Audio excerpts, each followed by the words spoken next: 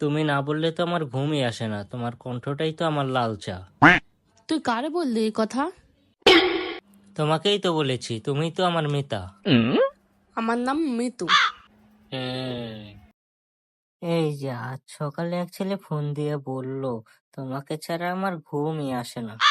আমি তো ভাবলাম মোবাইল কোম্পানির কোনো অফার মনে হয়। আন্টি, সে ফোনটা মানে একটু ভুল হয়েছিল। না না, ঠিকই ছিল। অনেকদিন পর কেউ লাল চা বলে ডাকলো। তুই এখন একসাথে তিনজনকে সামলাবি, আমাকে, আন্টিকে আর লালচাকে। The next day. কে কে আজ গোপনে প্রেম করছে আজ দেখেই ফেলবো।